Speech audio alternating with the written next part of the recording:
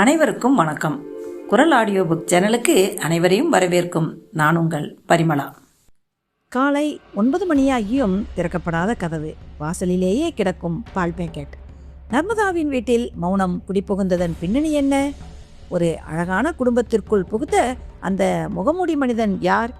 DSP Ram மற்றும் inspector Srikanth மற்றும் பிரசன்னா இந்த சிக்கலான மர்மம் முடிச்சு எப்படி கண்டுபிடிக்கிறார்கள் என்பதை திரைக்கதை பாணியில் சொல்லும் எழுத்தாளர் தேவி பாலாவின் நாளைக்கு நர்மதா அதிரடி நாவல்.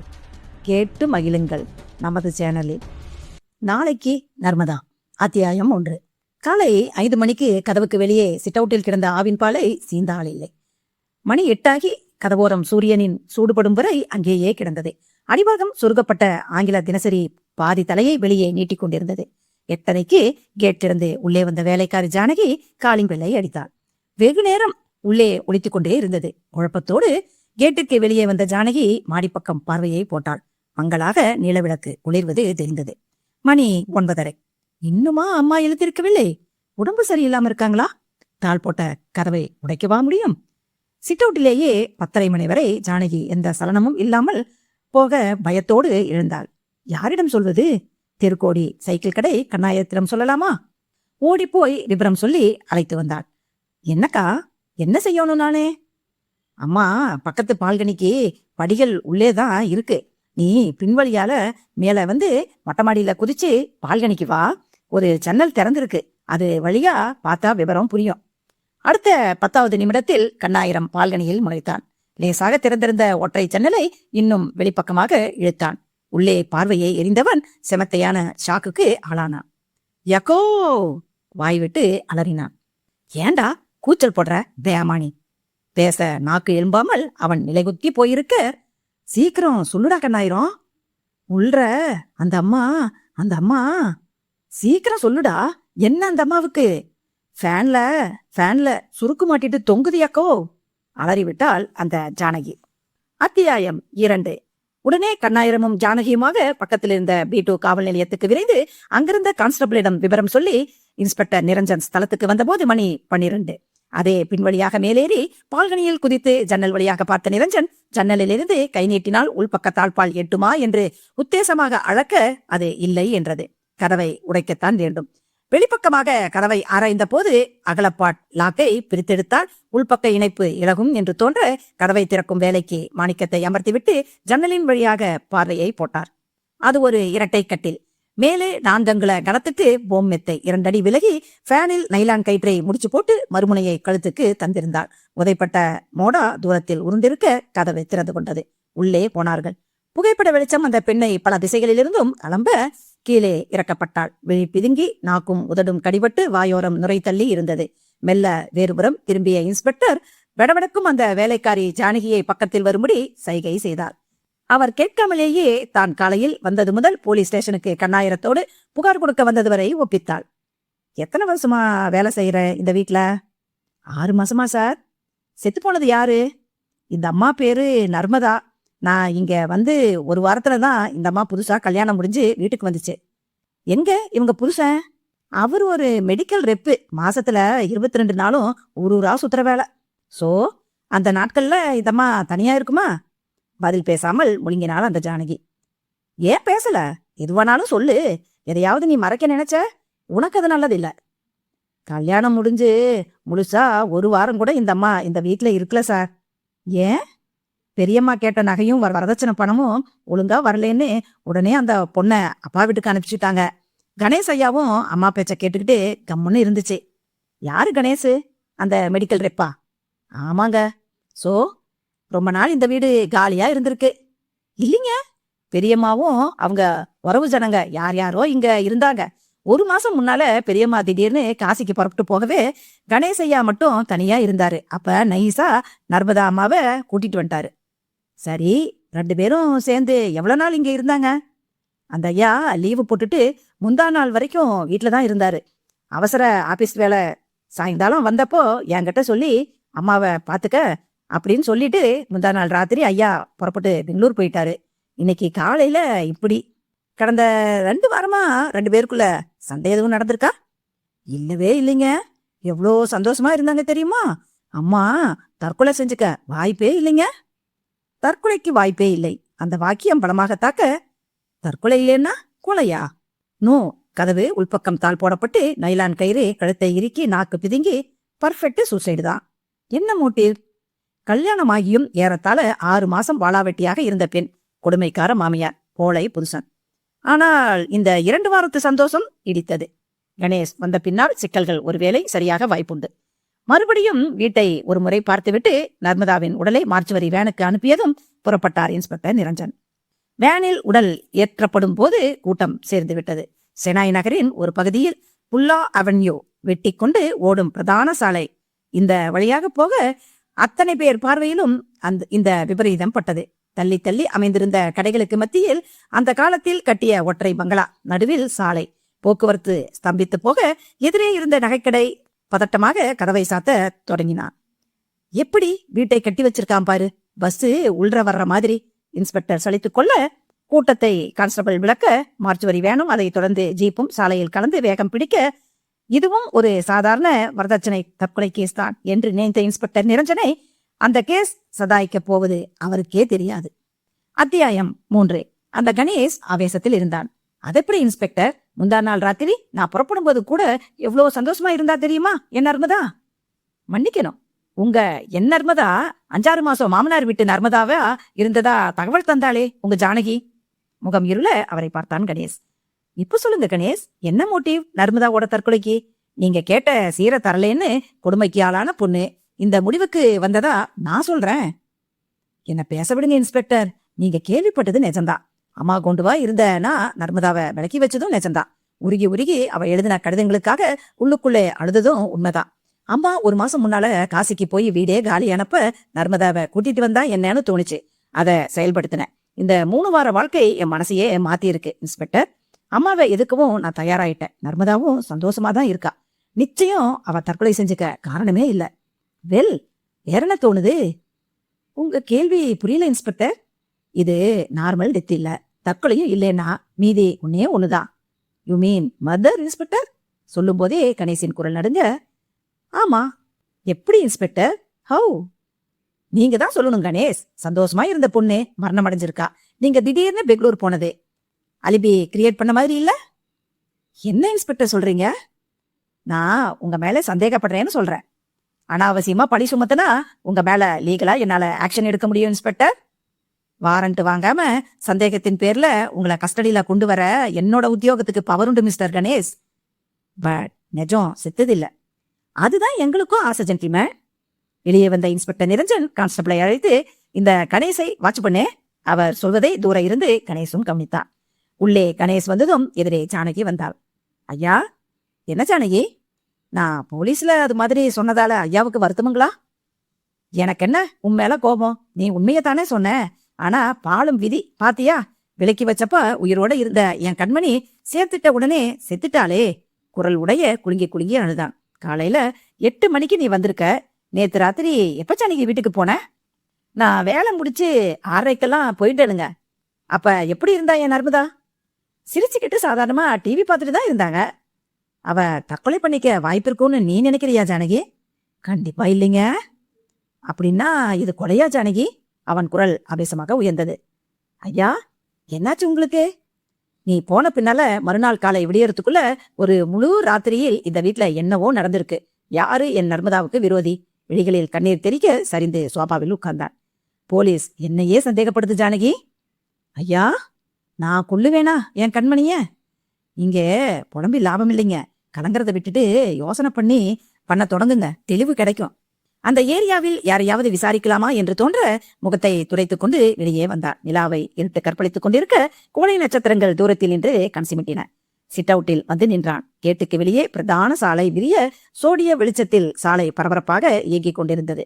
பஸ்ஸும் கார் ஆட்டோக்களும் சர் என்று சறுக்க, பக்கவாட்டில் 2 பக்கமுமே சற்று தள்ளிதான் வீடு, கடைகள் எதிர்வரிசையில். நேர் எதிரே அந்த நகைக்கடைதான். அந்த கடையிலிருந்து பார்த்தால்தான் இந்த வீட்டுக்குள் நுழைபவரை சட்டென்று காண முடியும். நேற்றும் இந்த நேரங்களில் தான் நர்மதா தனிமையில் இருந்தாள். கடையை பார்த்தான். ஆட்களின் கூட்டம் கடைக்குள்ளே முட்டி மோதியது. நிற்க இடமில்லாமல் பிதுங்கியது. உள்பக்கம் அந்த கடை விரிவாக போகும். சென்னையிலேயே பெரிய கடை. வியாபார மும்மரத்தில் யார் இங்கே கவனிப்பார்கள்? ஆனால் கொல்லும் நோக்கத்துடன் வருபவனுக்கு நகை வாங்க வந்தது போல அங்கே நின்று இந்த வீட்டை பார்ப்பது படு சௌரியம். யாருக்கு நர்மதாவை கொல்லும் நோக்கம்? அதனால் என்ன லாபம்? கடையில் சாட்சியத்தை தேடுவது கடலில் கடுகை தேடுவது விட கேவலம். உள்ளே வந்தான். மாடியேறி படுக்கை அறைக்கு வந்தான். போலீஸ் வந்து உடலை எடுத்து போன பின்னால் அந்த அறை கலைக்கப்படாமல் அப்படியே இருந்தது. கலைக்க கூடாது என்று உத்தரவிடப்பட்டிருந்தது. எதையும் தொடாமல் நிதானமாக பார்த்தான். அவன் போன போது இருந்தது போலவே எந்தவித மாற்றமும் இல்லாமல் இருந்தது படுக்கையறை. நர்மதா படுக்கும் இடம் மட்டும் சற்று கலைந்திருந்தது. பாத்ரூமுக்குள் நுழைந்து பார்த்தான். புதிதாக எந்த வித்தியாசமும் தெரியவில்லை. அரை மணி நேரம் போல தேடியும் எதுவும் பிடிபடாமல் சலித்து போய் நகர்ந்த போது சட்டென கால்களை நிறுத்தி டீப்பாயை கவனித்தான். அதன் மேல் இறைந்து கிடந்த பத்திரிகைகளுக்கு மத்தியில் அந்த கண்ணாடி ஆஸ்ட்ரே, அதன் நடுவில் பாதி பிடித்து அணைக்கப்பட்ட ஒரு சிகரெட்டும் அதன் சாம்பல் மிச்சங்களும். சுரீல் என்றது. இது எப்படி இங்கே? அவனுக்கும் சிகரெட் பிடிக்கும் பழக்கம் உண்டு.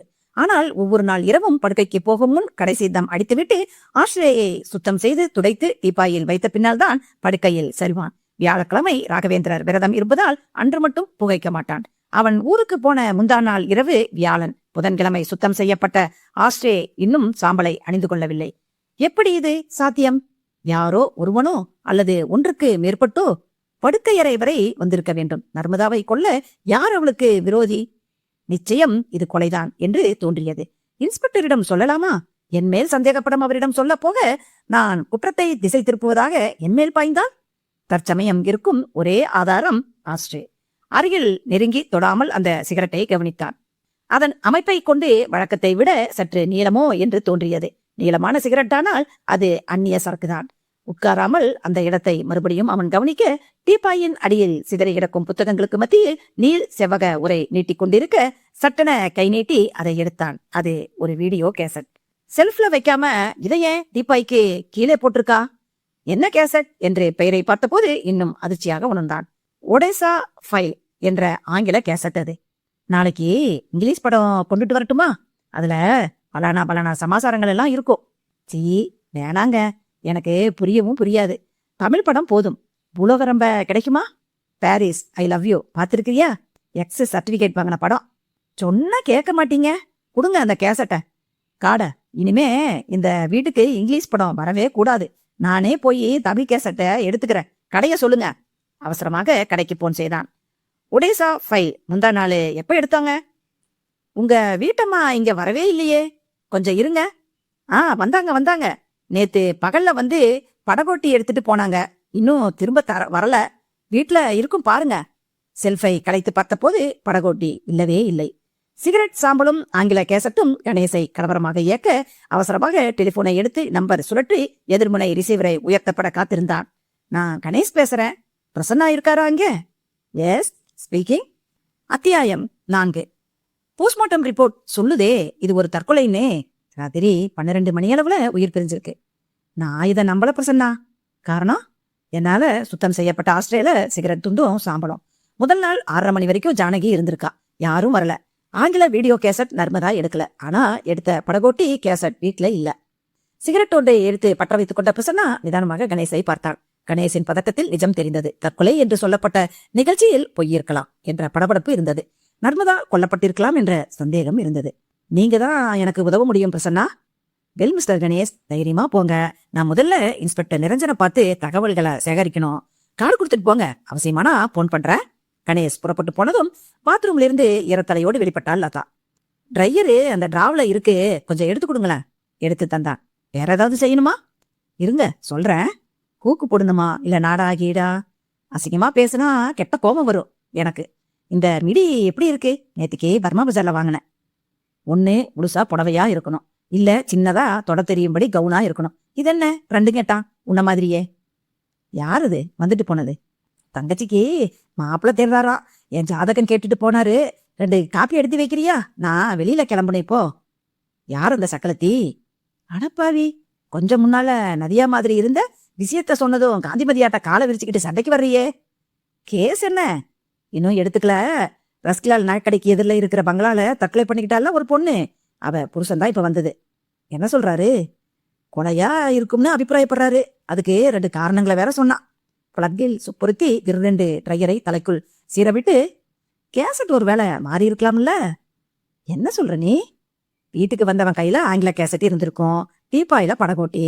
வந்த வேலை முடிஞ்சு போனப்போ கேசட்டு மாறி இருக்க கூடாதா? நிமிர்ந்து உட்கார்ந்தான் பிரசன்னா. ஆள் வந்திருக்கும் பட்சத்துல ஆஸ்ட்ரே சாம்பலும் பொருந்ததுலதா?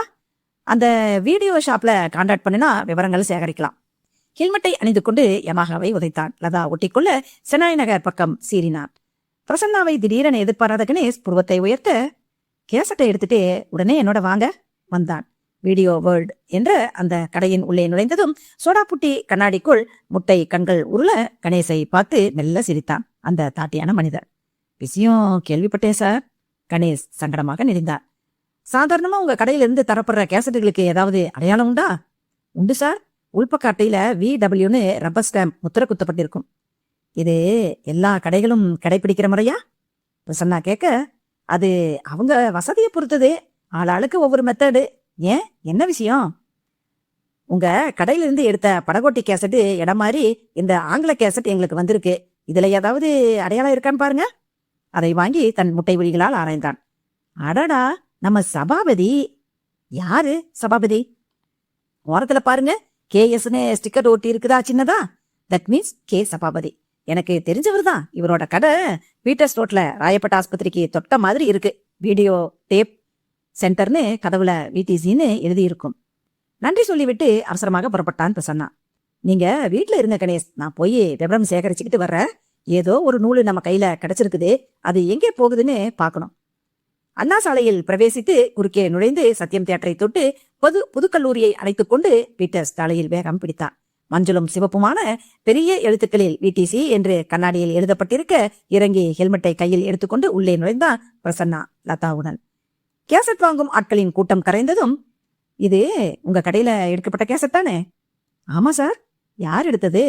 உள்ளட்டையின் மூலையில் 217 என்று எழுதப்பட்டிருக்க மேஜை மேலிருந்த நீல நிற ரெஜிஸ்டரில் பக்கங்களை தேடி விரித்தார். விரல்களை நகர்த்தி கொண்டே போய் சட்டென நிறுத்தினான். அருள்ராஜ் என்று மெல்ல சொன்னார். விலாசம் இருக்கா? 17 கிழக்கு மாதா கோயில் தெரு, ராயபுரம், சென்னை. Thank you sir. வெளியே வந்தார்கள். சரியான பாதையில தான் போறோமா பாஸ்? அது அங்க போனாதான் தெரியும். நீ என்ன செய்யற, நேரா நம்ம ரூமுக்கு போயிரு. ஏன் பாஸ்? போற இடத்துல பொசிஷன் எப்படி இருக்கும்னு தெரியாது. ரிஸ்க் எடுக்க வேண்டாம், நான் போய் பார்த்துட்டு வரேன். ஆட்டோ பிடித்து லதாவை அனுப்பிவிட்டு வண்டியை உதைத்து சாலையை கடந்தான். அவன் தலை மறையும் வரை பார்த்து கொண்டிருந்த அந்த கேசட் கடை சபாபதி அவசரமாக டெலிபோனை எடுத்து எண்களை சுழற்றி மறுமுனை உயிர்ப்பித்ததும், பேட்ரி வட்சி ஒண்ணு நம்ம கூட்டு பக்கமா வந்துகிட்டு இருக்கு. எப்படி தெரிஞ்சது கடவிலாசம்? எதிர்முனை சீர நம்ம ஜோ பண்ணின மடத்தனத்துக்கு அப்பப்ப பயந்தமில்ல, அதுக்கு இப்ப கை கால் முளைச்சி நம்மள தேடிக்கிட்டு வந்துகிட்டு இருக்கு. வந்தவன் திரும்பி போகாம பாத்துக்க. டெலிபோனை வைத்து விட்டு உதட்டை மடித்து பல்லுக்குள் சுரித்தான் அந்த சோடா புட்டி. அத்தியாயம் 5. ரயில்வே லெவல் கிராசிங்கை கடந்து தூரத்தில் தெரிந்த தண்டையார்பேட்டை மார்ஷலிங் யார்டை ஒதுக்கி தூரத்தில் சச்சுமுனை கண் சிமிட்ட அதை மெல்ல சமீபித்து வேகம் குறைத்து மஞ்சள் பலகையில் கருப்படுத்து ஈஸ்ட் மாதா சர்ச் ஸ்ட்ரீட் என்று சொல்ல அந்த தெருவுக்குள் நுழைந்தான் பிரசன்னா.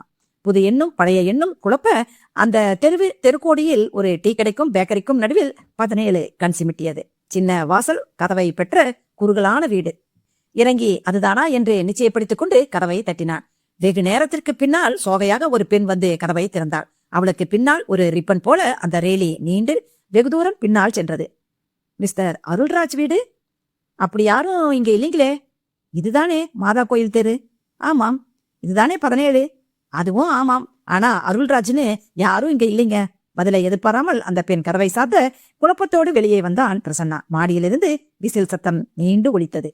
மேலே நின்ற அந்த கட்டம் போட்ட கைலி இவனை பார்த்து பட்டென்று கண்ணடித்து விட்டு ஒரு துண்டு காகிதத்தை வீச பிடித்து கொண்ட பிரசன்னா அதை பிரித்தான். அருள்ராஜ் பத்தி இங்க பேச வேண்டாம். மாதா கோயில ஒட்டி இருக்கும் அவுட் ஹவுஸ்க்கு பின்னால வாதநாராயணா மரத்தின் கீழே நிற்கவும். இடுப்பில் கை வைத்து பிஸ்டலை ஊர்ஜிதப்படுத்திக் கொண்டு சர்ச் பக்கமாக நடந்தான் பிரசன்னா. சர்ச்சை இடது பக்கமாக சுற்றி கொண்டு நடந்தான். அந்த 11 மணி காலை வெயிலிலே ஆள் இல்லாமல் அந்த பிரதேசம் முழுவதும் அமைதி காத்தது. சர்ச் படிக்கட்டுகளின் கீழ் ஒரு நொண்டி பிச்சைக்காரன் தீனமாக குரல் கொடுத்தான். ஐயா, 2 கண்ணும் தெரியல, காலும் இல்ல, தர்மம் பண்ணுதோற. விரலில் சிக்கிய நாணயத்தை அலுமினிய கிண்ணத்தில் வீசிவிட்டு நடந்தான் பிரசன்னா. அவுட் ஹவுஸ் சின்ன பம்ப் ஹவுஸ் போல ஒரே அறையை பெற்று இருக்க பக்கத்தில் வாதநாராயணா மரம். அதன் கீழ் நின்றபடி மெல்ல பார்வையை ஓடவிட்ட பிரசன்னா சிகரெட் ஒன்றை எடுத்து பற்ற வைத்துக் கொண்டான். காலி டப்பாவை வீசிவிட்டு காத்திருந்தான். ஹவுஸ் கதவு திறக்க ஆள் வெளிப்பட்டான். இவன்தான் ஒருவேளை அருள்ராஜா? நினைத்ததை கேட்டும் விட்டான். I am Patrick. அருள்ராஜ் இன்னும் வரல. உள்ளே வந்து உட்காருங்க. உள்ளே நுழைந்தான் பிரசன்னா. 8க்கு 6 என்ற கணக்கில் மிக சிறிய அறையது. உள்ளே ஒரு கயிற்று கட்டலில் மூலையில் 4-5 அலுமினிய பாத்திரங்கள், சின்னதாக ஒரு ஸ்டவ், கொடியில் ஒரு லுங்கி, ஜிப்பா, உள்ளாடை சங்கதிகள், சுவரில் மேரியோடு குழந்தை இயேசு, அறை மூலையில் அருந்த செருப்புகள். யார் நீங்க? அருள்ராஜ். என்ன வேணும் உங்களுக்கு? முகவரி அங்கே தரப்பட்டிருக்கு, ஆனா இங்கே வர சொல்றாங்க. அது ஒரு லோக்கல் பிரச்சனை. உங்களுக்கு எதுக்கு? நான் கேட்டதுக்கு பதிலே சொல்லல நீங்க. அருள்ராஜ் எப்ப வருவார்? நேரமாகும். விஷயத்த என்கிட்ட சொல்லலாமே. ஒரு கேசட் விஷயமா அவரை தேடி நான் வந்தேன். ஓ, ஒடேசா ஃபைல் கேசட்டா? எக்ஸாக்ட்லி. அது உங்ககிட்ட இருக்கா? இருக்கு. உங்ககிட்ட எப்படி வந்தது அந்த கேசட்டு? நாங்களும் அதை தான் தேடிட்டு இருக்கிறோம். தேடிட்டு இருக்கீங்களா? எப்படி தொலைஞ்சதுன்னு தெரியாதா உங்களுக்கு? தெரிஞ்சா ஏன் தேடுறோம்? நீங்களோ அருள்ராஜோ செனாய் நகர் போனதுண்டா? அந்த பக்கம் எங்களுக்கு வேலையே கிடையாது சார். வந்த பாதை சட்டன முடிந்து போனது போல தோன்ற. சோ அருள்ராஜ் இப்ப வரமாட்டார். அதுதான் சொல்லிட்டேனே. எழுந்து கொண்டான் பிரசன்னா. மெல்ல நகர்ந்து வெளியே வந்த பிரசன்னா யோசித்தான். நிதானமாக நடந்து சர்ச்சுக்கு முன்பக்கமாக வந்தான். அந்த பிச்சைக்காரன் மறுபடியும் ஐயா என்று குரல் கொடுத்தான். எரிச்சலோடு அவனை பார்த்த பிரசன்னா சர்ச்சுக்கு வெளியே வந்தான். சிகரெட் இல்லை என்று சட்டை பேக்கெட் சொல்ல, சர்ச்சை ஒட்டிய பெட்டி கடையில் 10 ரூபாய்க்கு தாளை நீட்டி ஒரு பேக்கெட் வில்ஸ் ஃபில்டர் கொடுப்பா. அந்த கடைப்பையன் உள்ளே இருந்து கொண்டு வந்து தந்தான். ஒன்றை உருவி உதட்டுக்கு கொடுத்து பற்ற வைத்த பிரசன்னா புகையை உள்ளே இழுத்ததும் சற்று வித்தியாசமாக உணர்ந்தான். அந்த புகை சுற்றி சுழன்று நுரையீரலை தொட்டதும் கண்களில் பட்டாம்பூச்சி கலர் கலராக பறக்க, சட்டென பின்னால் தெரிந்த சர்ச் பெரிதாகி கொண்டே வந்து சாலையில் போன பல்லவன் முன்பக்கம் கொம்பு முளைத்து கொண்டு பிரசன்னாவை முட்டவர அத்தனையும் கருப்பாகி, கருப்பு, மஞ்சள், நீலம் என்று நிறம் பிரிந்து தடாலென சர்ச்சு வாசலில் பிரசன்னா சரிய தொடங்க, புறங்கையில் தழும்பு பெற்ற ரோமம் அடர்ந்த விரல்கள் அவனை கீழே விடாமல் பிடித்து கொண்டன. அத்தியாயம் 6. டெலிபோன் கதவை லதா போய் எடுத்தார். ஹலோ, நான் தான் பிரசன்னா பேசுறேன். எங்கிருந்து? இடம் பின்னால. விவரத்தை மட்டும் கேட்டுக்கோ. அதிகம் பேச எனக்கு நேரம் இல்ல. ஏன் குரல் கரகரப்பா இருக்கு? சளி பிடிச்சிருக்கு. அந்த கேசட் விஷயமா நான் தேடி போன பிரச்சனை இதோட முடியல. விஷயம் ஊர் தாண்டி போகுது. நானும் ஃபாலோ பண்ணியாகணும். அவசரமா நான் நாக்பூர் போறேன். வர 2 வாரம் ஆகும். போன வச்சிடறேன். தேங்க்யூ. தொடர்பு அறந்ததும் ரிசீவரை கீழே வைக்காமல் நின்றாள் லதா. கேசட்டுக்கும் நாக்பூருக்கும் என்ன தொடர்பு? ரூமுக்கு வந்து ட்ரெஸ் கூட எடுக்காம நேரா போற அளவுக்கு அப்படி என்ன அவசர வேலை? காலிங் பெல் அலறியது. Please come. அந்த கணேஷ் உள்ளே நுழைத்தான். பிரசன்னா இல்லையா மேடம்? சமீபத்தில் வந்து டெலிபோனை பற்றி சொன்னான். பாவம், எனக்காக ரொம்ப கஷ்டப்படுறார். ஓகே, அவர் ஊர் திரும்பினதும் எனக்கு தெரியப்படுத்துங்க. இதுக்கும் நாக்பூருக்கும் என்ன சம்பந்தம்? அதுதான் எனக்கும் புரியல லதா. மொத்தத்தில் நிஜம் தெரிஞ்சா சரி. நான் வரட்டுமா? சோர்ந்து போய் அவன் நடக்க அவன் தலை மறைந்ததும் டெலிபோனை அணுகி நம்பர் போட்டாள். I am Latha. அங்கே டிஎஸ்பி ராம் இருக்காரா? மறுமுனை மௌனம் அனுஷ்டித்தது, காக்க வைத்தது. நடுவில் உயிர் பெற்று, ப்ளீஸ் லைன்லயே இருங்க, நான் அவருக்கு லைன் கொடுத்துருக்கிறேன். காத்திருந்தாள். ஹலோ ராம்ய, நான் லதா பேசுறேன் சார். என்னம்மா? நான் உடனடியா உங்களை பார்க்கணுமே. எக்மோர் வரட்டுமா? பிரசன்னா இல்லையாங்க? அது விஷயமா தான் சார் நான் உங்ககிட்ட பேசணும். வரவா? அவர் அனுமதி கிடைத்ததும் கதவை பூட்டிக் கொண்டு அவசரமாக வெளிப்பட்டார். வாசலுக்கு வந்து ஆட்டோ வருகிறதா என்று கவனித்தாள். 5 நிமிடம் விழுங்கப்பட ஆட்டோ ஒன்று குலுங்கி குலுங்கி வந்ததை நிறுத்தி ஏறிக்கொண்டாள். எக்மோர் கமிஷனர் ஆபீஸ் போப்பா. சாய்ந்து உட்கார்ந்து கொண்டாள். யோசிக்க தொடங்கி பிரசன்னாவின் அந்த டெலிபோன் வெகுவாக அவளை பாதித்திருக்க சட்டென சுதாரித்துக் கொண்டு எழுந்தபோது சிட்டி லிமிட்டை விட்டு தாண்டி ஆட்டோ வேறு பக்கமாக ஓடுவது புரிந்தது. டிரைவர், எங்க போற நீ? எங்கம்மா போக சொன்னீங்க? Commissioner office, Egmore. எனக்கு வேற விதமா காதல விழுந்துச்சு. சரி, பரவாயில்ல, கமிஷனர் ஆபீஸ்க்கே போயிருவோம். குலுங்கி குலுங்கி ஆட்டோவோட எதிரே 53V பல்லவன் விரைவு வண்டி எதிர்பட பக்கவாட்டில் மதுரவாயில் என்ற போர்டு தெரிந்தது. டிரைவர், வண்டியை நிறுத்து. வாகனத்தை கடந்து குறுக்கே ஓடிய பாலத்தில் சறுக்கிய ஆட்டோ சற்று தூரம் ஓடி தனியாக பிரிந்த ஒற்றையடி செம்மண் பாதையில் முன்னேறி சுற்றிலும் செடி அடர்ந்த பகுதியில் ஓய்ந்தது. வயித்தோடு லதா கீழே இறங்கி, ஏன்பா இங்க கொண்டு வந்த? நீ ஏன் கமிஷனர் ஆபீஸுக்கு அந்த டிஎஸ்பிய பார்க்க போற? அதை கேட்க நீ யாரு? உன் மச்சாண்டி, என் மைனாக்கிளி. சரையலென கால்களை முன்னால் வைத்து அவளை தன் பக்கம் இழுத்து கொண்டவன் பளிச்சென தன் கைக்குட்டையை உருவி பலவந்தமாக லதாவின் மூக்கில் அழுந்து அவன் கைகளில் வெண்ணையாக நழுவி சரிந்தாள் லதா. மயங்கிய அவளை அதே ஆட்டோவில் தள்ளி திணித்தவன் படபடவென்று ஆட்டோவை இயக்கி வந்த வழியே திரும்பி வேகம் பிடித்து கரையான் சாவடி திருப்பத்தில் ஒடித்து ஆவடி செல்லும் பிரதான சாலையில் நிதானமாக வண்டியை ஓட்டிக்கொண்டு போகத் தொடங்கினான். முன்பு சர்ச்சில் பிரசன்னாவுடன் பேசிய அந்த பேட்ரிக். அத்தியாயம் 7. சாப்பாடு எடுத்து டைனிங் டேபிள்ல வச்சிருக்கிறாயா, பிளாஸ்க்ல டீ இருக்கு, சாப்பிடாம பட்டினியா இருந்தாதீங்க, உடம்பு கெட்டு போகும், நான் வரட்டுமா? அவன் பதிலுக்காக காத்திருந்து எதிரே நின்றாள் ஜானகி. பதில் பேசாமல் புறங்கையை அசைத்து அனுமதி தந்தான் கணேஷ். வாசல் கதவை சாத்திக் கொண்டு ஜானகி நகர்ந்ததும் வெறுமை வந்து சூழ்ந்து கொண்டது. இரட்டை சோபாவில் சரிந்து கொண்டான். ஏன் நர்மதா என்னை விட்டு போன?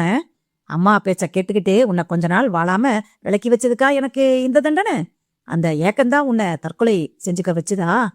நோனோ, நீ தற்கொலை செஞ்சுக்கல, என்னெல்லாம் கனவுகளை சேமிச்சு வச்சிருந்த நீ.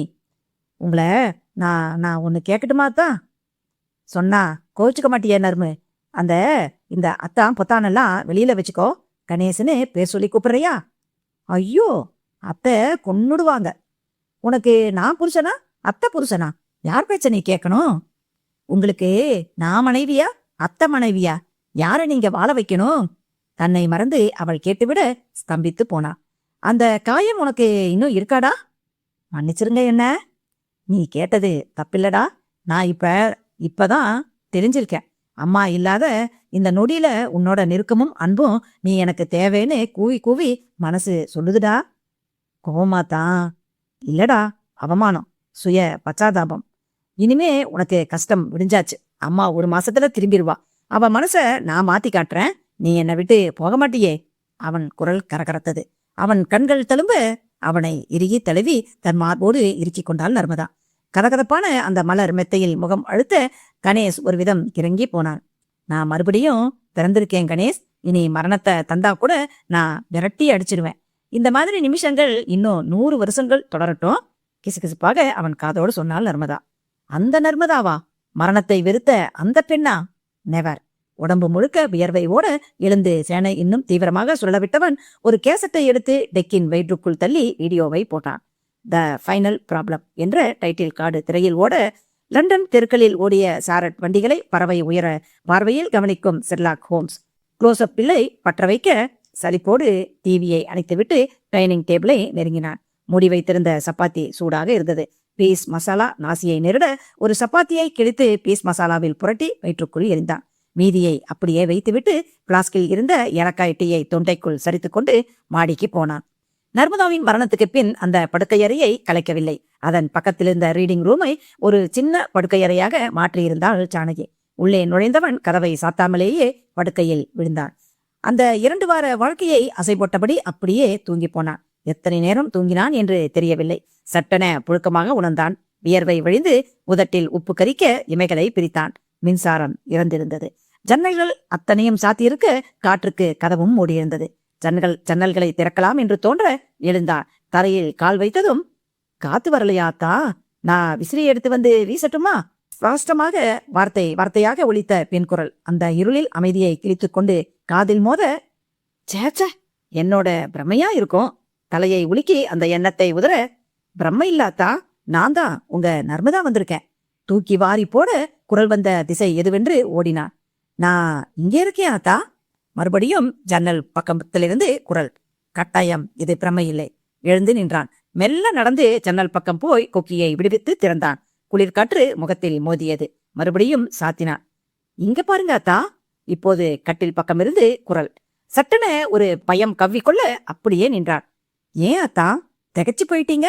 உலகத்தோட கண்ணுக்கு நான் செத்தவதான், ஆனா உங்களை விட்டு இன்னும் போகல. சரி, தூங்குங்க. மறுபடியும் நாளைக்கு ராத்திரி நான் வரட்டுமா? அதன் பின் அவள் குரல் கேட்கவே இல்லை. தூக்கமும் துப்புரவாக தொலைந்து போனது. விடிய விடிய குழப்பத்துடன் கண்கள் எரிய எரிய விழித்திருந்தான். உடலும் மனதும் கனத்து விடிந்ததும் தூங்கி போனான். கதவு அதிரும் சத்தம் கீழே கேட்க தலையை உயர்த்தி கடிகாரத்தை பார்த்தான். 8. ஐயோ, விடிச்சு இவ்வளோ நேரமாச்சா? ஜானகி வந்துட்டா போலிருக்கே. இழுத்தபோது நிற்க முடியாமல் உடம்பு தள்ளாடியது. சுவரை பிடித்துக்கொண்டு படிகளை கடந்தான். கதவு இன்னும் பலமாக அதிர்ந்தது. வர்றேன் ஜானகி, உரத்தே குரல் கொடுத்தான். கதவு திறந்ததும் பாய்ந்து கொண்டு ஜானகி உள்ளே வந்தாள். நடுங்கி போயிட்டேனா?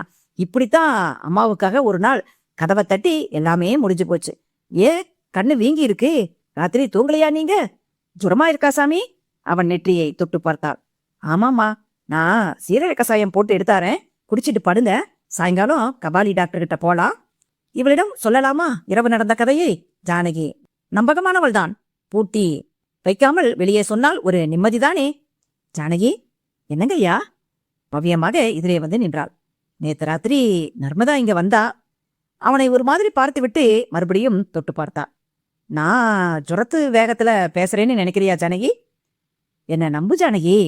நடந்ததை விளக்கமாக அவன் சொல்லி முடித்ததும், சாமி, இது சத்தியமா என்னோட பிரமை இல்ல ஜானகி. குரல் மட்டும் வந்தது, ஆனா உருவம் கண்ணுக்கு தெரியல. என்ன ஜானகி இது?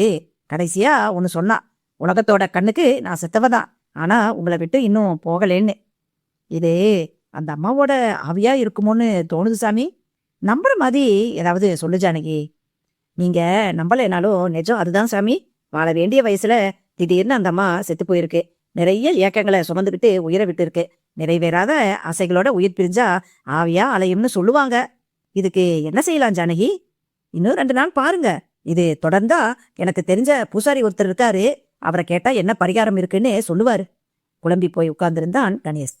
சிகரெட் ஒன்றை எடுத்து உதட்டில் ஒட்ட வைத்தவன் லைட்டரை கிளக்கிய போது அந்த அலறல் உள்பக்கமிருந்து காதை கிழித்துக்கொண்டு ஆளுக்குள் பரவியது. ஜானகியின் குரல் அது.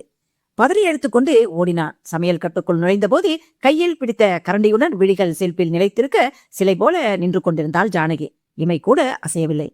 ஜானகி, ஜானகி, என்னாச்சு உனக்கு? அவளை பிடித்து உழுக்க தொடங்கினான். செல்பை காட்டிய ஜானகி, அங்கே அங்கே. என்ன ஜானகி அங்க? அந்த கதவோரம். நான் சொல்லு ஜானகி, சீக்கிரம். நர்மதா அம்மா உட்கார்ந்திருக்கு. சொல்லி முடித்தவள் மயங்கி சாய மின்சாரம் தாக்கப்பட்டது போல துள்ளினான் கணேஷ். அத்தியாயம் 8.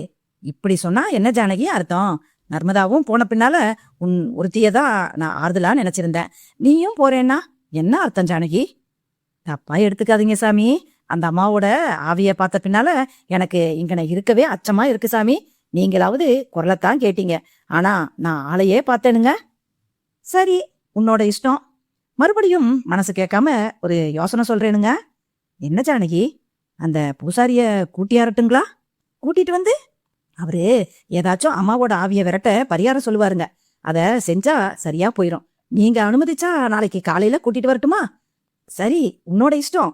வேலையை முடித்துவிட்டு சீக்கிரமே புறப்பட்டு விட்டாள் ஜானகி. வீட்டை பூட்டிக்கொண்டு வெளியே புறப்பட்ட கணேஷ் கால் போன போக்கில் நடந்தான். சேவ் கூட செய்யாமல் ஹேங்கரில் தொங்கிய 1 வார அழுக்கை அணிந்தபடி பைத்தியம் போல நடந்தான். நன்றாக இருட்டி.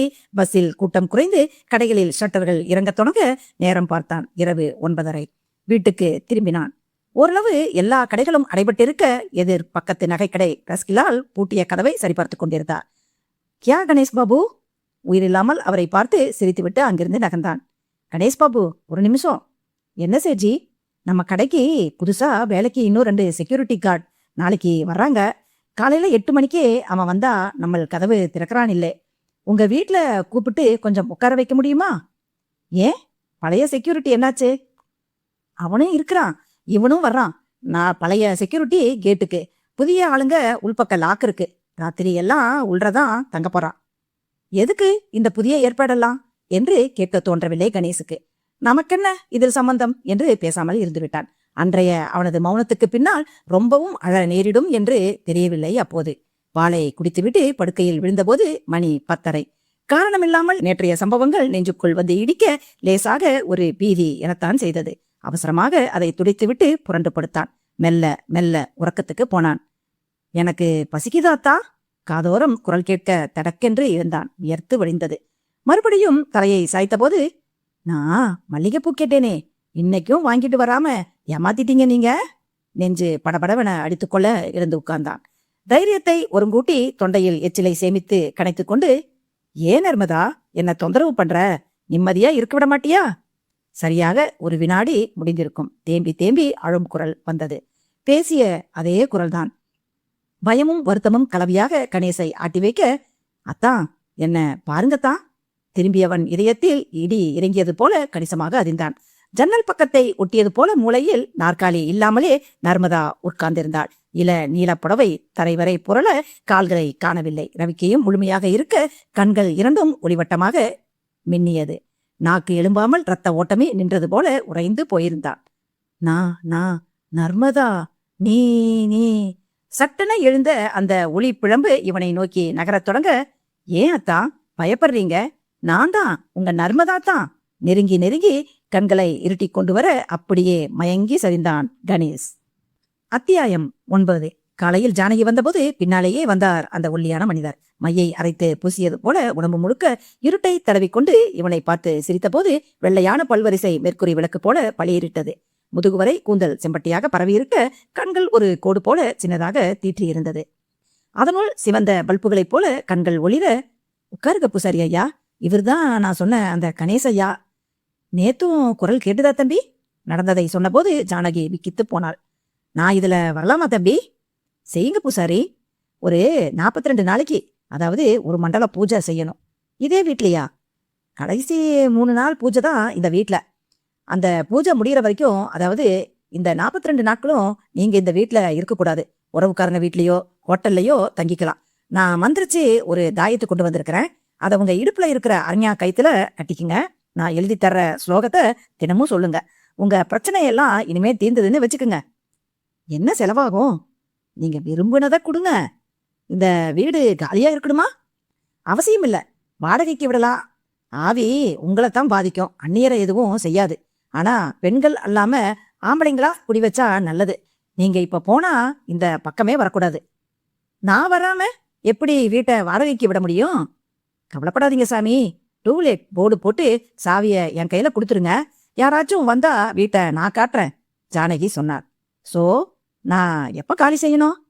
இன்னைக்கு வெள்ளிக்கிழமை 10:12 ராகுகாலம். ராகுகாலத்துல வீட்டை விட்டு வெளியே புறப்படுங்க. அது வரைக்கும் உங்க அறையில, ஆவி வந்த அறையில சின்னதா ஒரு பூஜை செஞ்சிடறேன்.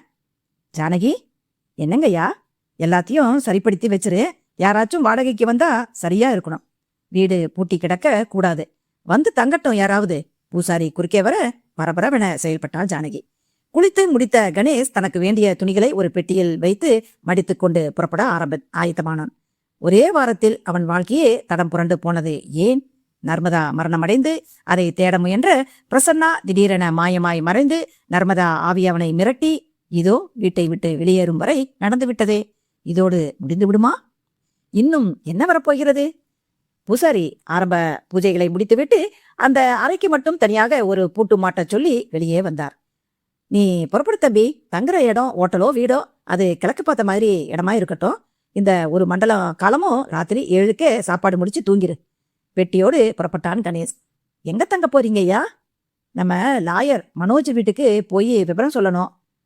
தம்பி, இன்னொரு விஷயம், இங்க பூஜை நடக்கிறதால நீங்க வெளியே தங்குறதா யாருக்கும் சொல்லக்கூடாது. சொன்னா பூஜையின் பலனே இல்லாம போயிடும். சரி பூஜாரி, பாத்துக்கோங்க ஜானகி. வீட்டை கவனமா பூட்டி சாவிய நீ வச்சுக்கோ. டூலெட் போர்டு மாட்டிரு. நீங்க எங்க தங்கியிருக்கீங்கன்னு நான் எப்படி? நாளைக்கு காலையில 9 மணிக்கு நம்ம வீட்டுக்கு போன் பண்ணி உனக்கு சொல்றேன். நான் வரட்டுமா? ஆட்டோவில் ஏறி கணேஷ் மறைந்ததும் ஜானகியை பார்த்து கண்ணடித்த பூசாரி பலமாக சிரிக்க தொடங்கினான். சிரிக்காத, சுவருக்கு கூட காது இருக்கு. விஷயம் தெரிஞ்சா ஆட்டம் க்ளோஸ். சீக்கிரம் இடத்த காலி பண்ணு. பூசாரி நகர்ந்ததும் உள்ளே டெலிபோன் ஒலித்தது. ஜானகி எடுத்து ஹலோ சொன்னதும் எதிர்முனை ஏதோ சொல்ல படிப்படியாக முகம் மாறிக்கொண்டே வந்த ஜானகி முகத்தில் ரத்தத்தை இழந்து துப்புரவாக வெளியேறி போனாள். அத்தியாயம் 10. கண்களை திறந்தான் பிரசன்னா. முழுவதும் திறக்க முடியாமல் இமைகள் அழுத்த மூக்குக்கு அருகில் அமோனியா நெடி போல அடித்தது. இடுப்புக்கு கீழே கால்கள் இரண்டும் துணி போல துவண்டு தொங்கும் உணர்ச்சி. விழிப்பும் மயக்கமுமாக எத்தனை நாள் எங்கே இருக்கிறோம் என்பதே தெரியவில்லை. இந்த நிமிடம் ஓரளவு தெளிவு வருவது போல் இருக்க கஷ்டப்பட்டு கண்களை திறந்தான். ஒரு விதமாக சுதாரித்துக் கொண்டு முழுவதுமாக விழிக்க சில நிமிடங்கள் செலவழித்தவன் முதுகை தரையோடு அழுத்தி எழுந்து உட்கார முயன்ற போது முடிந்தது. உட்கார்ந்தான். தலையை திருப்பி சுற்றிலும் ஒரு முறை பார்த்தான். 4 பக்கமும் கருங்கல்லால் எழுப்பப்பட்ட 8 அடி சுவர். காற்றுக்கு வலது பக்க சுவரின் உயரத்தில் ஒரே ஒரு ஜன்னல். சுவரின் ஓரங்களில் கொஞ்சம் ஈரக்கசிவும் தண்ணீர் ஒழுகுவதும் தெரிந்தது. ஒரு சிலுசிலுப்பும் புரிந்தது. இது எந்த இடம்? பகலா இரவா என்றெல்லாம் தெரியவில்லை. அறை கண்ணுக்கு தெரியும் அளவு மெலிதாக ஒரு வெளிச்சம் மட்டும் பரவியிருந்தது உள்ளே. கால்களை 4 முறை உட்கார்ந்த நிலையிலேயே நீட்டி மடக்கியவன் எழுந்து மெல்ல எழுந்து நின்றான். ஆச்சரியம் என்னவென்றால் அந்த அறைக்கு கதவே இல்லை. அந்த ஜன்னல் மட்டும் தான். எது வழி என்று தெரியவில்லை. பெட்டிக்கடையில் அந்த சிகரெட்டை பிடித்ததும் தான் மயங்கியதும் அதன் பின்னால் நடந்தது எதுவும் தெரியவில்லை. கடிகாரம் பார்த்தான். மார்ச் 2 திங்கள் என்றது. நேரம் காலை 7:10 நின்று போயிருந்தது. மார்ச் 1ஆம் தேதி ஞாயிற்றுக்கிழமை கேசட் விஷயமாக தான் அருள்ராஜை தேடி புறப்பட்டதும் சிகரெட்டால் மயங்கியதும் புரிய அதன் பின் ஒரு நாள் கடிகாரம் ஓடியிருக்கிறது, நின்றும் போயிருக்கிறது. அப்படியானால் இன்று என்ன நாள்? குறுகலான அந்த அறைக்குள்ளே நடக்க முயன்ற போது ரத்த ஓட்டம் சீராக இல்லாததால் கால்கள் துவண்டன.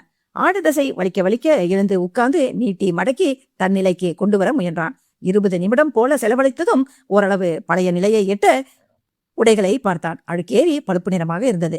முகத்தை தடவி கொண்ட போது அதிர்ச்சியாக இருந்தது. மார்ச் 1ஆம் தேதி காலை சேவ் செய்தது. புசு புசுவென முடி முகத்தை மூடியிருக்க கட்டாயம் ஒரு வார ரோமம் இருக்க வேண்டும். அப்படியானால் ஒரு வாரமாக அடைபட்டிருக்கிறேனா? ஜன்னல் பக்கத்து சுவரை அடைந்து நுனிக்கால் வைத்து எம்பினான். 4 முறை முயற்சித்து 5வது தடவை சட்டென அந்த கம்பிகளை பற்றி கொண்டு தொங்கினான். ஜன்னல் வழியாக பார்த்தபோது அருவி ஒன்று பாய்வது தெளிவாக தெரிய சுற்றிலும் செடி கொடிகளும் மரங்களும் அடர்ந்த பகுதி தெரிந்தது. நிற்க முடியாமல் கீழே குதித்தான். மறுபடியும் எழும்பினான். ரயில் தண்டவாளம் மலைகளின் ஊடே தெரிய பொம்மை போல நீல ரயிலொன்று இன்ஜினை பின்னால் அடைந்து ஊர்ந்து போனது. இன்னும் பார்வையை படரவிட்ட போது பஸ் ரூட்டும் தெரிந்தது. கீழே குதித்தான். இது நீலகிரி. மேட்டுப்பாளையத்துக்கும் குன்னூருக்கும் இடைப்பட்ட பகுதி. சென்னையிலிருந்து ஏறத்தாழ 1 வார காலம் அப்புறப்படுத்தப்பட்டிருக்கிறேன். என் இருப்பு அங்கே யாருக்கோ இடைஞ்சல். அந்த கேசட் விவகாரத்தில் அருள்ராஜ் சங்கதியில் தேடப்போன செய்தி இருக்கிறது. நர்மதாவின் மரண செய்தி புதைந்து கிடக்கிறது. ஏன் லதா என்ன செய்யறா? நான் வரலன்னா உடனே ராம்கிட்ட புகார் தர வேண்டியதுதானே? உடனே இங்கிருந்து தப்பிக்க வேண்டும். கதவே இல்லாத இந்த பகுதியிலிருந்து ஜன்னல் வழியாகவா தப்ப முடியும்? கம்பிகள் அடைத்த ஆள் கூட நுழைய முடியாத அந்த சின்ன ஜன்னல் வழியாக திடீரென டர் என்று ஏதோ விலகும் ஓசை போல பலமாக மிக அருகில் கேட்கத் தொடங்க பளிச்சென அதே இடத்தில் முன்பு படுத்தது போலவே கால்களை மடக்கியபடி படுத்துக்கொண்டு கண்களை மட்டும் லேசாக திறந்து பார்த்தான். ஜன்னலின் எதிர்ப்பக்கம் இடது பக்க மூலையில் ஒரு சதுரக்கல் மெல்ல மெல்ல மேல் நோக்கி உயர்ந்து மடங்கி பக்கத்தில் சரிய 2 கைகள் மட்டும் மேலே வந்தது. மெல்ல ஒரு தலை வெளிப்பட்டு உடம்பு உயர்ந்து முழுவதுமாக ஒரு மனிதன் வெளிப்பட்டான். தோளில் தொங்கிய ஜோல்னா பையில் கை நுழைத்து அந்த செவ்வக பெட்டியை வெளியே எடுத்தான். அதை தரையில் வைத்து திறந்து அந்த நீல ஊசியை எடுத்தான். ஏற்கனவே அதனுள் இளஞ்சிவப்பு நிறம் 3/4 பாகம் கோடு வரைய அடிபாகத்தை அழுத்தி மருந்தை பீச்சி சரிபார்த்து கொண்டான். புரிந்துவிட்டது பிரசன்னாவுக்கு. தினசரி மயக்கத்தில் ஆழ்த்தும் மருந்து அது. இவர்களுக்காக தீர்மானிக்கப்பட்ட காரியம் முடிந்தவரை என்னை சென்னை பக்கம் வரவிடாமல் செய்யத்தான் இந்த முயற்சி. இடம் பெயர்த்திருந்த கல் வெளியே போக வழி. இந்த சந்தர்ப்பத்தை விடக்கூடாது, பயன்படுத்திக் கொள்ள வேண்டும் உடனே. அந்த நெட்டையில் ஊசி மருந்தோடு கீழே மண்டியிட்டு உட்கார்ந்து பிரசன்னாவின் வலது கையை மெல்ல எடுத்து சட்டையை விலக்கி பஞ்சால் துடைக்க தொடங்க பளிச்சென செயல்பட்டான் பிரசன்னா. கைகளும் கால்களும் ஒரே சமயத்தில் இயங்கின.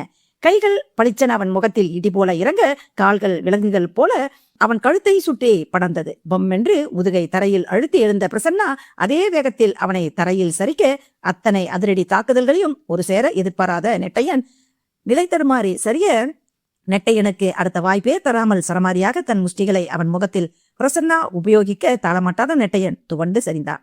எழுந்து நின்ற பிரசன்னா தூரத்தில் உடையாமல் உருண்டிருந்த சிரஞ்சை எடுத்து அதே பெட்டியில் பத்திரப்படுத்திக் கொண்டு ஜோன்னா பையை எடுத்து மாட்டியபடி துவாரத்தை நெருங்கினான். உள்ளே பார்வையை செலுத்தினான். இன்னும் அபாயம் நீங்கவில்லை என்று தோன்றியது. குறுகலான படிக்கட்டுகள் 4-5 மட்டும் இறங்கி கீழே தரையில் முடிய உஷாராக காலை வைத்தான். கடைசி படையில் இறங்கி நின்றபோது அது ஒரு குகை போல இருந்தது. என்ன சம்பு, வேலை முடிச்சுதா? குரல் வந்த திக்கில் இவன் திரும்ப கேள்வி கேட்ட குள்ளன் துல்லியமாக அதிர்ந்தான். வினாடி கூட பாழாக்காமல் தடாலென பிரசன்னா மேல் பாய்ந்தான். சட்டென விலகி கொண்ட பிரசன்னா அவன் விழுந்த தன்மையை சட்டென கணித்து அவன் விழாவில் தன் வலது கையை ஓங்கி இறக்க அடிபட்ட நாய் போல வள்ளென்று ஒற்றை ஒளியை எழுப்பி இப்படி துப்பினான் குள்ளன். அப்படியும் மின்னல் போல அவன் கால்கள் உயர்ந்து பிரசன்னாவின் கழுத்துக்கு வர அந்த வீச்சை ஒரு சக்கரவட்ட சுழற்சியில் பிரசன்னா தவிக்க குள்ளன் எழுந்துவிட்டான். பிரசன்னாவுக்கு பின்னால் குள்ளன் இருக்க அவன் உயரத்தை உத்தேசமாக கணித்து கால்களை பின்பக்கமாக மார்பளவு உயர்த்தி குள்ளனின் தாடையில் சிதற குள்ளன் தடுமாறி போனான்.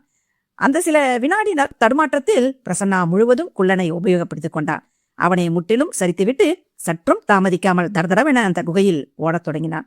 அவன் அதன் வாசலுக்கு வந்தபோது வெகு அருகாமையில் அருவி சரசரத்து விழ அதன் துளிகள் இந்த வாசலில் பன்னீர் தூவியது. குகை வாசலை ஒட்டி ஒற்றையடி பாதை கீழ் நோக்கி இறங்க அதில் ஏறத்தாழ ஓடினான் பிரசன்னா. அது முடிந்தபோது தெளிவான தார் ரோடு வந்தது. அவசரமாக 2 லாரிகள் இவனை கடக்க மேல் பக்கம் பார்த்தான். யாராவது வருகிறார்களா என்று. 2 தலைகள் பரபரப்பாக அந்த ஒற்றையடி பாதையின் ஆரம்பத்தில் தெரிய பஸ் ஒன்று நெருங்கியது. அவசரமாக கையை அசைத்தான். நின்றது. ஏறிக்கொண்டான். எங்கே போறது இந்த பஸ்ஸு? அது தெரியாமலா கையை ஆட்டுனீங்க? கிண்டலாக கேட்ட கண்டக்டர், மேட்டுப்பாளையம் போகுது. ஜிப்பா பையில் தடவி பார்த்தபோது பர்ஸ் இல்லை என்று தெரிந்தது. சாரி கண்டக்டர், என்கிட்ட காசு இல்ல, ஒரு சிக்கல்ல மாட்டிக்கிட்டேன். என்ன நீங்க நம்பலன்னா இந்த வாட்சை வச்சுக்குங்க, எனக்கு ஒரு 10 ரூபா கொடுங்க. மேட்டுப்பாளையம் போலீஸ் ஸ்டேஷனுக்கு நான் போயிட்டா மீதியை அங்க வச்சு சமாளிச்சுக்குவேன். கண்டக்டர் வாட்சை வாங்காமலேயே சம்மதிக்க பஸ் மேட்டுப்பாளையம் வந்ததும் காசு வாங்கி கொண்டு ஆட்டோ பிடித்து போலீஸ் ஸ்டேஷனை அடைந்தான். அறிமுகப்படுத்திக் கொண்டு டிஎஸ்பி ராமுக்கு லைட்னிங் கால் போட்டு காத்திருந்தான்.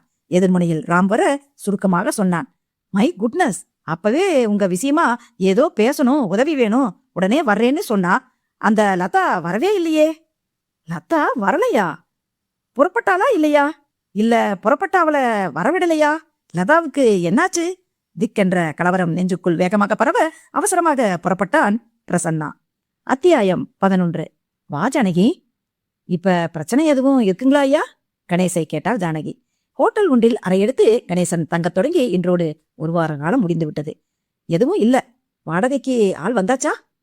குடும்பமா யாரையும் விடக்கூடாதுன்னு பூசாரி ஐயா சொல்லிட்டதால ஆம்பளைங்களை குடி வைக்கலாம்னு நம்ம புரோக்கர் பொண்ணுதங்கத்தை ஆலோசனை கேட்டேன். வாடகை என்னன்னு கேட்டாரு. 1000 ரூபான்னு சொன்னேன். ஒரே ஆளால கொடுக்க முடியாது, அதனால 4 பேரா ஷேர் பண்ணிக்கிற மாதிரி ஏற்பாடு பண்ணவான்னு கேட்டாரு. உங்களை கேட்டுட்டு செய்யலாம்னு வந்தேன்யா.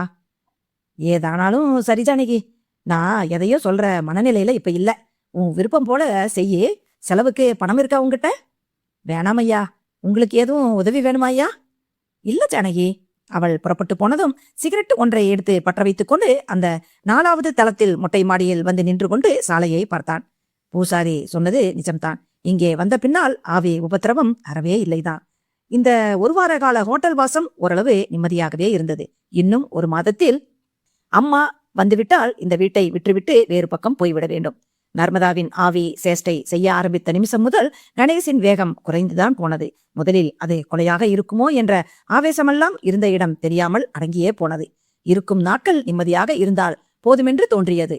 சிகரெட் இரளை சுட்டதும் வீசிவிட்டு அடுத்ததை எடுத்து பற்ற வைத்துக் கொண்டான். உள்ளே போய் இன்டர்காம் எடுத்து ரூம் சர்வீஸுக்கு ஒரு காப்பி சொல்லிவிட்டு மறுபடியும் பால்கனிக்கு வந்தான். கீழே சாலையில் வாகனங்கள் ஓடுவதை வேடிக்கை பார்க்க தொடங்கினான். சட்டென பார்வை கூர்மையானது. சிக்னலுக்காக வண்டிகள் காத்திருந்த வரிசையிட்டிருக்க 2 பல்லவன் பஸ்ஸுக்கு இடைப்பட்ட சந்தில் மோட்டார் சைக்கிளில் பிரசன்னா உட்கார்ந்திருந்தான். எங்க போனாரு இவ்வளவு நாளா? இறங்கி போய் பிடிக்க முடியுமா? நாம் படி இறங்குவதற்குள் சிக்னல் விழுந்துவிட்டால் வண்டி போய்விடுமே. பிரசன்னா அடித்தொண்டையிலிருந்து குரலை உற்பத்தி செய்து வெளியே அனுப்ப அது காற்றில் கலந்து கீழே போயிருக்க வேண்டும். பிரசன்னாவின் பார்வை அங்குமிங்கும் அலைவது தெரிந்தது. இன்னொரு முறையும் அழைத்தான். அதையும் காற்று கொண்டு போய் பிரசன்னாவிடம் சேர்க்க அதற்குள் சிக்னல் விழுந்தது. பிரசன்னா கூட்டத்தில் கலக்காமல் சரையென அதிலிருந்து விலகி வண்டியை ஒரு ஓரமாக ஸ்டாண்ட் போட் நிறுத்திவிட்டு சுற்றிலும் பார்வையை சுழலவிட அவசரமாக படிகளில் இறங்கி ஓடினான் கணேஷ். சடுதியில் வெளிப்பட்டு பஸ் ஸ்டாப்பை தொட்டு பிரசன்னாவின் தோளில் கை வைத்தான். ஹே கணேஷ், நீங்க இங்க எப்படி? உங்களை பார்க்கத்தான் வீட்டுக்கு வந்துட்டு இருக்கேன். நான் இப்ப இந்த ஹோட்டல்ல தான் தங்கியிருக்கேன். ஏன்? வாங்க, ரூம்ல உட்கார்ந்து பேசலாம். உள்ளே போனதும் பிரசன்னாவை உட்கார வைத்து விட்டு 2 காஃபிக்கு ஆர்டர் செய்தான். ஆமா, நீங்க எங்க போயிருந்தீங்க இவ்வளோ நாளா? இவனிடம் இப்போது ஒன்றும் சொல்ல வேண்டாம் என்று தோன்றியது. ஒரு கேஸ் விஷயமா அவசரமா வெளியூர் போயிருந்தேன். சரி சொல்லுங்க. ஒரு எழுத்து விடாமல் சகலமும் சொல்லி முடித்தான் கணேஷ். முடித்த போது வியர்த்திருந்தான். மறுபடியும் சிகரெட் பற்ற வைத்தான். வியர்வை ஊறி கைகள் நடுங்கின. நிஜமா சொன்னா கேஸ்ல ஆரம்பத்துல இருந்த ஆர்வமே எனக்கு இப்போ குறைஞ்சு போச்சு பிரசன்னா. இந்த பயம் விலகி நான் நிம்மதியா வாழ்ந்தா போதும்னு தோணுது. இந்த ஆவி பேயி சமாசாரங்களையெல்லாம் நீங்க நம்புறீங்களா கணேஷ்? மெல்ல கேட்டான் பிரசன்னா. நம்புறதா? நேர்ல பார்த்துட்டேனே. வெல், அந்த வீட்டுக்கு வாடகைக்கு ஆள் வந்தாச்சா? வந்துட்டதா ஜானகி கொஞ்ச நாள் முன்னால போன் பண்ணி சொன்னா. 4-5 பேரா ஷேரிங். எப்படியோ எனக்கு பிரச்சனை இல்லாம இருந்தா சரிதான். அப்ப நான் வரட்டுமா? சோ உங்க கேஸ்ல இனிமே என் உதவி அவசியம் இல்ல. தேங்க்ஸ் பிரசன்னா. வெளியே வந்து வண்டியை உதைத்து கமிஷனர் ஆபீஸ் பக்கமாக சிரித்தினான். லதா பற்றிய கவலை வேறு நெஞ்சுக்குள் குடைய நிச்சயம் லதா கடத்தப்பட்டிருக்கிறாள் என்று தோன்றியது. கமிஷனர் ஆபீஸில் நுழைந்த போது ராம் தன்னறையில் இருந்தார். வாங்க பிரசன்னா, உங்களுக்காக தான் காத்துக்கிட்டு இருக்கிறேன். நான் ஃப்ரீ. வெளியே போய் பேசலாமா? வேணாம் டிஎஸ்பி, நான் நடமாடுற ஒவ்வொரு வினாடியும் வெளியில எனக்கு அபாயம் காத்துக்கிட்டு இருக்கு. இங்க யாரும் வர வேண்டாம்னு ஒரு 1/2 மணி நேரம் சொல்லிடுங்க. ராம் டெலிபோனை எடுத்து சொல்லிவிட்டு, சொல்லுங்க பிரசன்னா. மாதா கோயில் வாசலில் சிகரெட் புகைத்து மயக்கமானது, கருங்கல் சுரங்கத்திலிருந்து தப்பியது, அது முதல் சமீபத்தில் கணேசை சந்தித்தது வரை ஒன்று விடாமல் சொன்னான். சோ, நர்மதா மரணத்துல அந்த கேசட்ல ஏதோ பங்கு இருக்கு. நான் சரியான பாதையை தேர்ந்தெடுத்ததால கடத்தப்பட்டேன். அது புரிஞ்சு போலீஸ் உதவிய லதா நாடுனப்போ அவளையும் கடத்தியிருக்காங்க. என்ன அப்புறப்படுத்தின இந்த ஒரு வார காலத்துல கணேசுக்கு மூளை செலவை நடந்திருக்கு. கணேஷ் கணிசமா பீதிக்கு ஆளாக்கப்பட்டிருக்கார். அந்த ஆவி கதை புருடாங்கிறீங்களா? ஆனா கணேஷ் பார்த்ததா சொல்றாரே. அந்த இடம் எனக்கும் புரியல. ஆனா கணேஷ் கட்டாயம் அந்த இடத்தை விட்டு விலக்கப்பட்டிருக்கிறார். அதுக்கு இந்த ஆவி கதை உதவி இருக்கு. ஆவிய கதைன்னு எப்படி சொல்ல முடியும் பிரசன்னா? பொதுவா எனக்கு இத பத்தி ஐடியா இல்ல. ஆனா இந்த கேஸ்ல கண்டிப்பா ஆவி கதை உருவாக்கப்பட்டு கணேஷ் மூளைய செலவை செஞ்சிருக்காங்க. எப்படின்னு புரியல. மொத்தத்துல கணேச அந்த வீட்டை விட்டு அப்புறப்படுத்தணும். அதுதான் அந்த கோஷ்டியோட நோக்கம். ஷூர், தனி மனிதனால இவ்வளோ செய்ய முடியாது. இருங்க, ஒரு விஷயம் பலமா உதைக்குது. நர்மதா கொல்லப்பட்டிருக்கான்னு வச்சுக்கிட்டாலும் ரீசன் சம் எக்ஸ். உடனே தொடர்புள்ள கணேசும் கொல்லப்படத்தானே செய்யணும். கணேச அப்புறப்படுத்திட்டு வீட்டை காலி செய்யறதுல என்ன லாபம்? வெளியில வச்சு கணேச கொல்றது அந்த கூட்டத்தோட நோக்கம் இல்ல. Then what? ஒரு விஷயம் பேசும்போது தெளிவாகுது. நர்மதாவையும் கொல்ல அவ மேல எந்த பகையும் இருக்க வாய்ப்பில்ல. ஏதோ ஒரு விஷயத்துக்கு நர்மதா இடைஞ்சலா இருந்திருக்கா. சோ முடிச்சிட்டாங்க. தற்கொலைன்னு செட்டப் செஞ்சு. ஒன்னு புரியுதா புசன்னா? என்ன நடக்குதோ அது அப்புறம். ஆனா விபரம் அத்தனையும் தெரிஞ்ச ஒரு உள்கை இதுல இணைஞ்சிருக்கு. இப்ப நான் அங்கே இருந்து தப்பிச்சிட்டதால கட்டாயம் என்ன கொல்ல மறுபடியும் முயற்சி நடக்கும். டிஎஸ்பி, நான் என்ன ப்ரொடெக்ட் பண்றதுல கவனமா இருக்கிறதால வேற எதுலயும் கவனமா இருக்க முடியாது. லதாவை வேற கண்டுபிடிக்கணும்.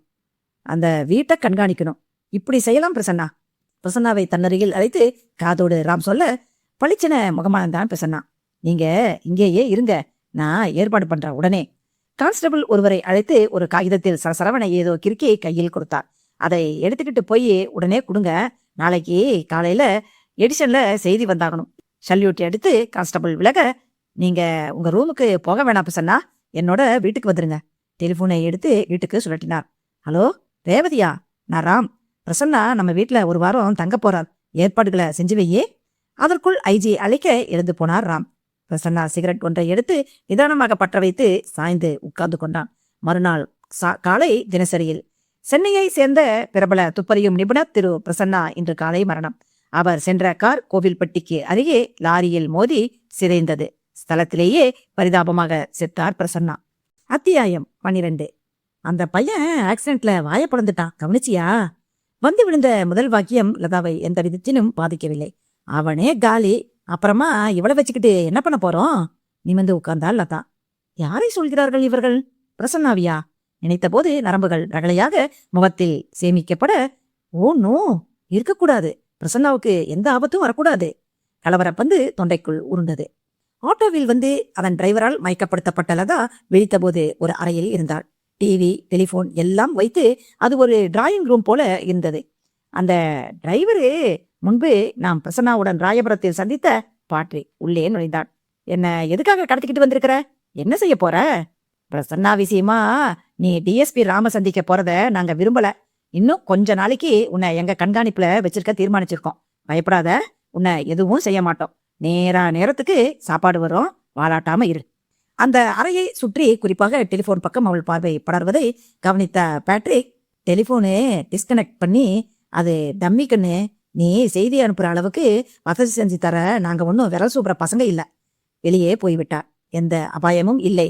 வேளாவேளைக்கு சாப்பாடு வரும். ஆனால் பலத்த கடுங்காவல். அங்குலம் கூட அசைய வழி இல்லை. கை கால்கள் பிடிக்கப்படவில்லை. அவ்வளவுதான். இப்போது யாரை சொல்கிறார்கள் இவர்கள்? இருக்கட்டும், வெளியே விட்டா அந்த டிஎஸ்பிய போய் சந்திக்கும் இந்த குட்டி. காலடி சப்தம் உள்ளே வர மடங்கி படுத்துக்கொண்டு உறங்குவது போல பாவனை செய்தாள் லதா. தூங்குறா. அந்த பைய ஒளிஞ்சிட்டுதால இனிமே நம்ம வேலை சுலம்பம். அதுதான் ஏற்கனவே உள்ற நுழைஞ்சாச்சே. பேபையம் காட்டி அந்த பயலையும் விரட்டியாச்சு. வேலை தொடங்கியாச்சா? அவனை அனுப்பிச்ச மறுநாளே ஆரம்பமாயாச்சு. என்னைக்கு கிரகப்பிரவேசம்?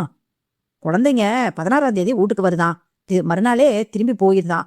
இடைப்பட்ட 16ஆம் தேதி ராத்திரி பாத்திர வேண்டியதுதான். என்ன மதிப்பு தேரும்? குத்து மதிப்பா 4 ரூபாய் சொச்சம். புதுசா 2 மாமனுங்க வந்த விஷயம் தெரியுமா? வீட்டுக்குள்ள வச்சு மறுவாதி நடக்குதாம்.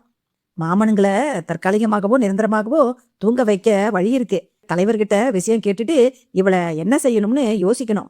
நம்ம உதவி இனிமே அவசியம் தேவைப்படும். காலடி தேய்ந்து கதவு மூடிக்கொள்ள கண் விழித்தாள் லதா. மறுபடியும் பேச்சில் பல சங்கேத சொற்கள், புரிந்தும் புரியாதது போன்ற குழப்பங்கள். குழந்தைகள், கிரகப்பிரவேசம். என்ன இது? பெண் கடத்தலா? யாரை விரட்டியிருக்காங்க? பேய் பயம் காட்டி? பிரசன்னாதான் இறந்து போனதாக சொல்கிறார்களா? இருக்காது என்று தோன்றினாலும் நெஞ்சுக்குள் பயக்கத்தி செங்குத்தாக இறங்கியது. இங்கிருந்து தப்பிவிட வேண்டும். 1 வாரம் முயற்சித்தும் முடியாமல் போன கஷ்டம். இன்னும் அரை மணி நேரத்தில் சாப்பாடு வந்துவிடும். அந்த நேரத்தை உபயோகப்படுத்தி கொள்ள வேண்டும். கூர்மையான வஸ்து எதுவும் கிடைக்கிறதா என்று ஆராய்ந்தாள். சுத்தமாக இல்லை. சட்டென்று மூளை வேலை செய்ய தரையில் மடிந்து உட்கார்ந்து கொண்டு புடவையை கெண்டைக்கால் வரை உயர்த்தி தலையில் சொருகியிருந்த ஹேர்பின்னை குத்தினான். வலி உயிர் போனது. குபுக்கென்று பொங்கிய ரத்தம் காலில் வழியத் தொடங்க அதை எடுத்து மூக்கிலும் வாயிலும் பூசிக்கொண்டான். கணிசமாக பூசிக்கொண்டு பெட்டிக்கோட்டை நுனியில் கிழித்து கெண்டைக்கால் காயத்துக்கு கட்டு போட்டவள் கதவு ஓசை எழுப்ப அலங்கோலமாக சரிந்தாள். சாப்பாடு எடுத்து வந்த பெண் லதாவின் நிலையை பார்த்து தரையில் திட்டுத்திட்டாக ரத்தமும் சிந்தியிருக்க கலவரத்தோடு பக்கத்தில் வந்தாள். மூக்கில் விரல் வைத்தாள். அதை மரணம் என்று நினைத்து நடுங்கிய அந்த பெண் கதவை கூட கவனியாமல் வெளியே ஓட அந்த வினாடியை பயன்படுத்தி கொண்ட லதா சட்டென்று எழுந்து வெளியே ஓடத் தொடங்கினாள். திரும்பி கூட பார்க்காமல் வளைந்து வளைந்து செல்லும் அந்த பகுதியில் ஓடினாள். சற்று தூரம் ஓடிவிட்டு மூச்சரைக்க நின்றவள் நிமிர்ந்த போது ஏராளமான பெஞ்சுகள் போடப்பட்ட ஒரு விஸ்தாரமான ஹால் அவள் முன் விரிந்தது. தூரத்தில் மெழுகுவர்த்திகளின் ஒளி புள்ளியில் சிலுவை சுமந்த இயேசு. பின்னால் காலடி ஓசைகள். ஓ, துரத்தி வருகிறார்கள். மறுபடியும் ஓடி கம்பி தடுப்புக்கு பின்னால் இருந்த 20 அடி உயர மாதாவை, குழந்தை இயேசுவை சுமந்த மாதாவை அணுகி பின்னால் மறைந்து கொண்டாள். அவர்கள் அந்த எல்லைக்கு வரவில்லை. சற்று நேரம் உலாத்தி விட்டு விலக மெல்ல வெளியே வந்து மண்டியிட்டாள். கண்மூடி 5 நிமிடம் போல பிரார்த்தனை செய்தாள். மேரி, நான் உன்மதம் இல்லை, ஆனா உன் குழந்தைதான் என் பிரசன்னாவுக்கு எந்த ஆபத்தும் இல்லாம என்கிட்ட கொண்டு வந்து சேர்த்துரு. செல்லும் உஷார் நிலையில் இருக்க யோசித்தாள். வெளியே சுற்றி கொண்டிருப்பார்கள், போனால் மாட்டிக்கொள்வோம். தற்செயலாக திரும்ப ஆளுயர கேண்டல்களுக்கு பக்கத்தில் மதர் அணியும் உடை ஒன்று பெட்டி போட்ட நிலையில் வைக்கப்பட்டிருந்தது. சட்டென்று அதை எடுத்து பிரித்தனதா மாதாவுக்கு பின்னால் மறைந்தாள். அந்த உடைக்குள் நுழைந்து ஒரு மதர் போல வெளிப்பட்டு நிதானமாக நடக்கத் தொடங்கினாள். சர்ச்சுக்கு வெளியே வந்து மெல்ல பார்வையை ஓடவிட்டாள். வாதநாராயணா மரத்தடியில் அந்த இருவரும் மெல்ல வெளிப்பட்டு வாசலுக்கு வந்துவிட்டாள். ஆனால் இதய துடிப்பு அவளையும் மீறி வெளிப்பட்ட. சர்ச்சுக்கு வெளியே வந்து மெல்ல பார்வையை ஓடவிட்டாள். வாதநாராயணா மரத்தடியில் அந்த இருவரும் மெல்ல வெளிப்பட்டு வாசலுக்கு வந்துவிட்டாள். ஆனால் இதய துடிப்புதான் அவளையும் மீறி வெளியே கேட்டது. அருகே வந்த ஆட்டோவை நிறுத்தினாள். சட்டென ஏதோ நினைத்துக் கொண்டு அதை அனுப்பிவிட்டு பஸ்ஸில் ஏறினாள். கமிஷனர் ஆபீஸ் வாசலை அடைந்ததும் நிம்மதி பெருமூச்சு வெளிப்பட்டது. வராண்டாவில் நடந்து முதல் மாடியில் ஏற தொடங்கியதும் எதிரே டிஎஸ்பி ராம் ஒரு முஸ்லீம் பெரியவருடன் பேசிக்கொண்டே படிகளில் இறங்க, குட் மார்னிங் டிஎஸ்பி, உங்களோட கொஞ்சம் தனியா பேசணும். நான் அவசரமா போயிட்டு இருக்கேன் மதர், பிளீஸ் டிஎஸ்பி. சரி வாங்க. அந்த பெரியவரும் உடன் வர, நான் உங்க கூட மட்டும்தான் பேசணும். இவர் இருந்தா தப்பில்ல, நம்ம ஆளுதான், வாங்க மதர். உள்ளே நுழைந்ததும், நான் மதர் இல்ல டிஎஸ்பி, லதா. என்ன இந்த வேஷம்? சொல்றேன், பிரசன்னாவுக்கு என்ன ஆச்சு? அந்த விபத்து நிஜம்தானா டிஎஸ்பி? ராம் வேறுபுறம் பார்க்க முஸ்லிம் வேடத்தில் இருந்த பிரசன்னா பட்டென்று கண்ணடித்தான். சாரி லதா, அது நிஜம்தான். 1 வாரமா எனக்கு மனசே சரியில்லை. அப்படியே தரையில் மடிந்து உட்கார்ந்து அவள் அழத் தொடங்க, வாழ்வும் சாவும் சகஜம், இதுக்காக கலங்கலாமா? செத்து போனவன் சாதாரணமானவன் தானே, அவன் என்ன அவதார புருஷனா? பிரசன்னா மெல்ல மெல்ல சொல்ல அபேசமாக எழுந்தாள் லதா. பெரியவரே, வயசுன்னு கூட பார்க்காம ஏறுமரா பேசிடுவேன். ஆமா, இந்த உடைக்குள் பாசம் கூடாது பெண்ணே. சரிதான் போயா. சரியான லக்காடியா இருப்பா போலிருக்கே இந்த பெண்ணே. உள்ளே தள்ளுங்க டிஎஸ்பி. என்ன சொன்ன?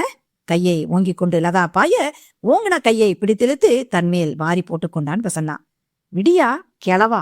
முகத்தை புறங்கையால் தள்ள தாடி கையோடு வந்தது. பாஸ், நீங்களா? அப்பா மாதிரி வயசான வேஷம். நீ மதரானா நான் ஃபாதர் தானே. வெல், நீ எப்படி லதா இந்த வேஷத்துல? மூச்சு விடாமல் சொல்லி முடித்தான். கதவை சாத்திவிட்டு வந்த பிரசன்னா ராமை பார்த்தான். நிறைய தகவல்கள் கொண்டு வந்திருக்கிற லதா. பேய் பயம் காட்டி விரட்டினதுன்னு சொன்னது அந்த கணேச. உள்ள வேலை தொடங்கியாச்சுன்னா கணேஷ் போன பின்னால அந்த வீட்டுக்குள்ள என்னமோ நடக்குது. அதுக்காகத்தான் கணேஷ் விரட்டப்பட்டிருக்கிறான். இந்த ஆவி சங்கதி ஒரு செட்டப்பு. 16ஆம் தேதி ராத்திரி அந்த வீட்டுல வச்சு என்னவோ நடக்க போகுது. அரங்கேற்றம், குழந்தைகள்னு சொல்றத பார்த்தா பெண் சமாசாரமா இருக்குமோன்னு தோணுது. மாமனுங்க வேற. அதென்ன 4 ரூபாய் சொச்சம்? 4000-மா, 40,000-மா, 4 லட்சமா? ஓவரால் பார்த்தா இப்படி இணைக்கலாம் பிரசன்னா. 16ஆம் தேதி அந்த வீட்டுக்கு பெண்கள் வரணும். அந்த பெண்கள் சம்பந்தப்பட்ட நீல படமோ லைவ் ஷோவோ அங்கே நடக்க போகுது. அதுக்கு விலையா இந்த 4ங்கிற பெரிய தொகை அரங்கேற்றம்னு பார்த்தா சரியா இருக்கும். கணேஷ் இடைஞ்சல்னு விரட்டியாச்சு. நர்மதாவோட ஆவின்னு சொல்லி ஒரு செட்டப்பு நடந்திருக்குது. ஆனாலும் துண்டு துண்டா இருக்கு பிரசன்னா. பல விஷயங்கள் ஒட்டல. நீங்க சொல்ற அனுமானங்கள் ஓரளவு பொருந்துது. ஆனா ஒரு கேள்வி, இது பெண் சம்பந்தப்பட்ட வியாபாரமா இருக்கிற பட்சத்துல எதுக்காக கணேஷ் வீட்டை தேர்ந்தெடுக்கணும்? இந்த வகை வியாபாரங்களுக்கு இன்னும் மறைவா ஒதுக்குப்புறமா ஊர்ல 1000 இடம் இருக்கே. இது ரொம்பவும் முக்கியமான நட்டநடு டவுன்ல டிராபிக் நிறைஞ்ச ஏரியால உள்ள பங்களா. இந்த ஒரு விஷயம் ரொம்ப பலமா இடருது டிஎஸ்பி. போன் அடிக்க எடுத்து பேசியறா. எனக்கு டைம் ஆச்சு பிரசன்னா. காப்பி பேரஸா மீட்டிங் இருக்கே. சாயங்காலம் வீட்டுல பேசலாம். நீயும் வாமா லதா. போய்விட்டார். எங்கே போலாம் பாஸ்? ஜாலியா பீச்சுக்கு போட் மறைவுல போய் ஜல்ஜா பண்ணலாமா? சீ, வெக்கமா இல்ல உங்களுக்கு? புறப்படு. இந்த ட்ரெஸ் நமக்கு கவசம். வெளியிலே வந்து வண்டியை எடுத்தான். சாலையில் இவர்களை பலர் வினோதமாக பார்க்க ஒரு பப்ளிக் போனை அணுகி கணேஷ் வீட்டுக்கு டயல் செய்தான். எஸ், நான் பூசாரி பேசுறேன். யாரு? ஜோவா? நம்ம கிட்டயே வேலை கட்டுறியா? கரகரப்பான குரல் வர, ஜோதான், அந்த ஜானகியை உழைப்பாளர் சிலை பக்கத்துல வர சொல்லு. 1/2 மணி நேரத்துல அவங்க இருக்கணும். என்ன விஷயம் ஜோ? போன்ல பேச வேண்டாம், அவகிட்ட சொல்லி விடுறோம். என்ன பாஸ் இது? எதுக்கு ஜானகி? வரட்டும் சொல்றேன். 4 பேர்ல ஒருத்தன் ஜோ. அவன்தான் பூசாரி வேஷம் போட்டவன். ஒன்னு பாட்ரிக், ஆட்டோ டிரைவரா வந்தவன் கேசட் கடை சபாபதி. இன்னொன்னு அந்த அருள்ராஜை தான் தெரியல. ஜானகி இவங்க கையால. அத தவிர ஒரு சில எடுபடிகள். ஆட்டோ பிடித்து உழைப்பாளர்கள் சிலையருகில் வந்து இறங்கினாள் அந்த ஜானகி. ஜானகி பிரசன்னாவின் குரலை கேட்டு திரும்பி அதிர்ச்சியுடன் பார்க்க, பக்கத்தில் வந்து கிசுகிசுப்பான குரலில், ஜோ இங்க வரமாட்டான். நீ தப்பிக்க நினைச்சா நெத்தி போட்டு செதறிடும். கைக்குள் மூடியிருந்த குரோமிய குளிர்ச்சியை கழுத்தில் உணர்த்தினான். நான் என்ன சொல்லணும்? அந்த வீட்டுல என்ன நடக்குதுன்னு சொல்லணும். எல்லாம் எங்களுக்கு தெரியும். 16ஆம் தேதி டீல் முடிய போற செய்தியும் தெரியும். இப்ப சொல்லு. கண்களில் கனமாக அதிர்ச்சியை பூசிக்கொண்டு அவனை பார்த்தவள் வாய் திறக்க, அருள்ராஜ், ஜோ, சபாபதி, பேட்ரிக் 4 பேருக்கும் தானே அந்த வீட்டை வாடகைக்கு விட்டுருக்கிற நீ? இன்னும் தாக்கப்பட்டு விழித்தாள். சொல்லு, எந்த கட்டத்துல இருக்கு வேலை? 16ஆம் தேதிக்கு இன்னும் 3 நாள் தான் இருக்கு. இந்த பக்கத்து வேலை முடிச்சாச்சு. விருந்தென்று பாய்ந்து வந்த ஒரு தோட்டா அவள் நெற்றி பொட்டுக்குள் நுழைந்து மறுபுறம் ரத்தத்தை பூசிக்கொண்டு வர முயற்சிக்க அவளை அப்படியே லதாவிடம் விட்டுவிட்டு ஓடத் தொடங்கினான். ஓடிய அந்த பேட்ரிக் சடுதியில் பல்கலைக்கழகத்துக்குள் நுழைந்து காணாமல் போனான். சலிப்போடு திரும்பினான் பிரசன்னா. ஜானகியின் உடலை போலீசின் வசம் ஒப்படைத்துவிட்டு வீடு வந்தபோது அவள் வார்த்தைகள் காதில் ஒலித்துக் கொண்டே இருந்தன. இந்த பக்கத்து வேலை முடிச்சாச்சு. அந்த பக்கத்து, அந்த வாக்கியம் குழப்பியது. அந்த பக்கத்து படிக்கட்டுகளா? எந்த பக்கத்து படிக்கட்டுகள்? என்ன நடக்கிறது உள்ளே? சுரங்கம் தோண்டும் வேலையா? அப்படித்தான் தோன்றுகிறது. சுரங்கம் மூலம் என்ன கடத்தப்படுகிறது? எதற்காக சுரங்கம்? என் அனுமானம் சரிதானா? அடுத்தது என்ன பாஸ்? கணேஷ் வீடு இருக்கிற அந்த ஸ்ட்ரீட்டுக்கு போகணும். அது ஆபத்தாச்சே பாஸ். நம்மள அடையாளம் தெரிஞ்சா அந்த பசங்க சும்மா விட மாட்டாங்களே. அந்த லொகேஷனை பார்த்தா நிலைமை புரியும். எப்படி போறது? எனக்கு தெரிஞ்ச ஒரு சினிமா மேக்கப் மேன் இருக்கான். பிரமாதமா ஒரு மாறுவேஷம் போட்டுட்டு 2 பேரும் நாளைக்கு போறோம். அந்த வீட்டுக்கா? எதிர்கடையில ஏதாவது இருக்கும். அங்கிருந்து கணேஷ் வீட்டை நோட்ட விடலாம். என்ன வேஷம்? சேட்டு வேஷம் என்று சொன்ன பிரசன்னாவின் நாக்கில் சத்தியம் இருந்தது. அப்போது அவனுக்கே தெரியாது. அத்தியாயம் 13. பைஜாமா, ஜிப்பா, தொப்பை சகிதம் சேட்டு போல பிரசன்னாவும் சல்லா துணி போர்த்தி தொப்புளுக்கு கீழே பாவாடையும் அணிந்து லதாவும் அந்த தெருவுக்குள் நுழைந்த அந்த 15ஆம் தேதி மாலை கூட்டம் பிதுங்கியது. கணேஷின் வீட்டை குறிவைத்து அந்த தெருவில் நடந்த பிரசன்னா வீட்டுக்கு நேர் எதிரே பார்த்தபோது ரசிக்லா ஜுவல்லரி, தங்க வைர நகைகளுக்கு சிறந்த இடம் என்ற நியான் ஆரஞ்சு வண்ண எழுத்துக்கள் மின்ன உள்ளே நுழைந்தார்கள். சேட்டுக்கு தன் இனத்து மனிதனை பார்த்ததும் வாயெல்லாம் பல். உள்ளே அழைத்தான். தொப்பை குலுங்க, நீ மாத்தி நீ நிறைய நகைகளை பார்த்து நேரத்தை கடத்து. அந்த சமயத்துல நான் எதிர்வீட்டை இங்கிருந்தபடியே வாட்ச் பண்ணிக்கிறேன். நெக்லஸ்களை லதா நோட்டமிட தொடங்க எதிர்வீட்டை கவனித்தான் பிரசன்னா. கதவு சாத்தியே இருந்தது. வெளிப்பக்கம் பூட்டும் தொங்கியது. ஏமாற்றமாக உணர்ந்தான் பிரசன்னா. வெளியே பூட்டிவிட்டு உள்ளே வேலை நடக்கிறதா? எப்படி தெரிந்து கொள்வது? டைமண்ட்ஸ் எல்லாம் இங்க இல்லையா சேட்ஜி? லதா கேட்டாள். உள்ளே வாங்கம்மா. பிரசன்னாவையும் அழைத்தாள் லதா.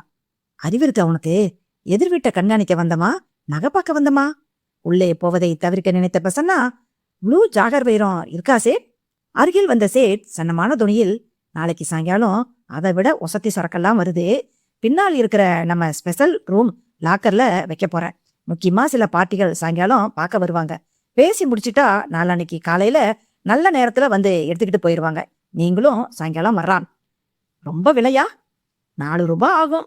4 லட்சமா? அரே சைத்தான், 4 கோடி. பிரசன்னாவுக்கு சுருக்கென்றது. தற்செயலாக திரும்பி பார்க்க தங்க வளையல் செக்ஷனில் இருந்த அந்த மீசைக்காரன் தன்னையே பார்ப்பது போல தோன்றியது. இவனை எங்கேயோ பார்த்திருக்கிறோம். முளையை கசக்கிக் கொண்டு வெகு நேரம் யோசித்ததில் தெரியாமல் போனது. நாளைக்கு எத்தனை மணிக்கு சேர்? சாயங்காலம் 6 மணிக்கு. அதற்குள் காக்கி உடைக்காரர்கள் இருவர் சல்யூட் அடிக்க, அரே ஸ்பெஷல் தர்வான், ஏன் யார் லேட்டு? தன்னை முறைத்த அந்த வளையல்காரனையே மறுபடியும் அரைக்கண்ணால் பார்த்துவிட்டு நகர்ந்தான். லதா தொடர்ந்தாள். இரவு ராம் வீட்டு டைனிங் டேபிள் பதட்டத்துடன் இருந்தான் பிரசன்னா. ரேவதி கொண்டு வந்த 2வது சப்பாத்தியை விலக்கிவிட்டு, சொல்ற டிஎஸ்பி, கவனமா கேளுங்க. நாளைக்கு 16ஆம் தேதி சாயங்காலம் விலை உயர்ந்த வைரண்டல் சேட்டு கடைக்கு வருது. 16ஆம் தேதி சாயங்காலம் குழந்தைங்க வருதுன்னு லதா சொன்னது இதத்தான். ராத்திரி பாத்திர வேண்டியதுதான்னு சொன்னத இதத்தான். புதுசா வந்த மாமனுங்க இந்த ஸ்பெஷல் செக்யூரிட்டிகள். இந்த பக்கம் படிக்கட்டு முடிச்சாச்சு. நடுவுல சுரங்கப்பாதை போகுது. அந்த பக்க படிக்கட்டு லாக்கர் ரூமுக்குள்ள போகும். மாமனுங்களை நிரந்தரமா தூங்க சாகடிச்சுட்டா 4 கோடி ரூபாய் மதிப்புள்ள வைரக்கற்கள் கையில கிடைச்சிடும். லாக்கர் சாவி இத்தியாதி ஏற்கனவே உருவாக்கப்பட்டிருக்கு. நான் மாதா கோயில்ல மடக்கப்பட்டப்ப அதோட வாசல்ல இருந்த ஒரு குருட்டு நொண்டி பிச்சைக்காரன் தான் இந்த கூட்டத்துக்கு தலைவன். நகைக்கடையில வளையல் செக்ஷன்ல வேலை செய்யற அவன் பேரு அருள்ராஜ். அத்தனை விபரமும் தெரிஞ்சு திட்டத்தை உருவாக்குன மாஸ்டர் பிரைன் அவனுக்கு தான் சொந்தம். சுரங்க வேலை இன்னைக்கு முடிஞ்சிடும். சோ ஐஜி கிட்ட சொல்லி உடனே ஆக்ஷன் எடுத்துடலாமா பிரசன்னா? இருங்க, இதெல்லாம் நடந்தாலும் இன்னும் முடிவாகல. அசம்பல் தான். விபரம் தெரிஞ்சு கடைசி நேரத்துல தப்பிச்சுக்கிட்டா சேட்டு நம்ம மேல சீட்டு போட்டுருவான். சோ நாளைக்கு காலையில அந்த ஸ்பெஷல் செக்யூரிட்டி 2 பேரும் வெளியே வந்துட்டா சாயங்காலம் உள்ளே அவங்க போகக்கூடாது. வேற யாரு? காதோடு சொன்னான். சோ அந்த அருள்ராஜ் தான் இத்தனைக்கும் காரணமா? அதனால தான் வீட்டை காலி செஞ்சு கணேசையும் பயப்படுத்தி நர்மதாவை கொலை செஞ்சு, மை காட், அவன் மட்டும் இல்ல, இன்னும் ஏதோ பிரசன்னா சொல்ல ராம் உறைந்தே போனார். அத்தியாயம் 14.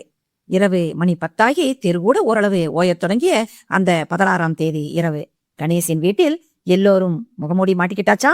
அருள்ராஜின் குரல் மெலிதாக கேட்டது. அடுத்த 5வது நிமிடம் முகமில்லாத 6 முகமூடி மனிதர்கள் அங்கே இருந்தார்கள். ஒருவன் உத்தரவுகளை மளமளவென பிறப்பிக்க, எஸ் பாஸ், எஸ் பாஸ் குரல்கள் கொரசாக முழங்கியது. அந்த வீட்டின் பூஜை அறையில் 2 மொசைக் சதுரங்கள் நேர்த்தியாக எடுக்கப்பட்டு உள்ளே படிக்கட்டுகள் போனது. ஒருவர் பின் ஒருவராக இறங்கி அழகாக உருவாக்கப்பட்டிருந்த அந்த சுரங்கத்தின் வழியாக நடந்தார்கள். சற்று வளைந்து சென்ற பாதை ஓரிடத்தில் முடிய படிக்கட்டுகள் பிறந்தது. மணி என்ன? 12 பாஸ். ஜோ, நீ முதல்ல போய் எல்லாத்தையும் செக் பண்ணிட்டு சிக்னல் கொடு. ஜோ போன 10வது நிமிடத்திற்கு காற்றில் விசில் வர, அடுத்தது சபாபதி, பிறகு பேட்ரிக். அருள்ராஜும் இன்னொருவனும் மட்டும் பாக்கியிருக்க அவர்களும் மேலேறி சலவை கல்லை மூடாமல் விட்டுவிட்டு மற்றவர்களுடன் சேர்ந்து லாக்கரை நெருங்கினார்கள். ஜோ டார்ச் அடித்து வெளிச்சக்கோடு போட தயாரித்து வைத்திருந்த சாவியை எடுத்தான் அருள்ராஜ். எங்கடா மாமனுங்க? முன்னால வந்த பேட்ரிக்கும் சபாபதியும் அமுக்கி வச்சிருப்பாங்க, வேலையை கவனி. 15 நிமிட பிரயத்தனத்தில் லாக்கர் வாய்ப்பிழக்க உள்ளே காலியாக கிடந்தது. அலறிவிட்டான் அருள்ராஜ். பளிச்சென அத்தனை விளக்குகளும் எரிய திரும்பினாள் சுற்றிலும் ஆயுதம் தாங்கிய போலீஸோடு டிஎஸ்பி ராம். பேட்ரிக்கையும் சபாபதியும் அமுக்கி பிடித்த மாமன்களாக இன்ஸ்பெக்டர் ஸ்ரீகாந்தும் பிரசன்னாவும். அத்தனை பேரும் முகமூடியை விலக்கியிருக்க அந்த ஒருவன் மட்டும் இன்னும் முகமூடியோடு இருந்தான். நம்ம ஆள் டிஎஸ்பி. அருகில் நெருங்கின பிரசன்னா சரக்கன முகவுரையை கிழிக்க வியர்வை சுட்டும் கணேஷ். இவன்தான் தொடங்கி வச்சது இந்த யாகத்தை. அருள்ராஜ் மூலம் விபரம் தெரிஞ்சதும் பல கோடிகள் சம்பாதிக்க ஆசைப்பட்டு ஆள் சேர்த்ததே இவன்தான். பெங்களூர் போறதா ஒரு சீனை உருவாக்கிட்டு இடைஞ்சலா இருந்த நர்மதாவை முடிச்சான். பேய் வர்றதா கற்பனை கதையை ஊர்ல உழவ விட்டு தானும் வீட்டை விட்டு விலகி போலீஸையும் திசை திருப்பி நம்ம கண்ணுல மண்ணை தூவ என்கிட்ட உதவி கேட்கிற மாதிரி நடிச்சான்.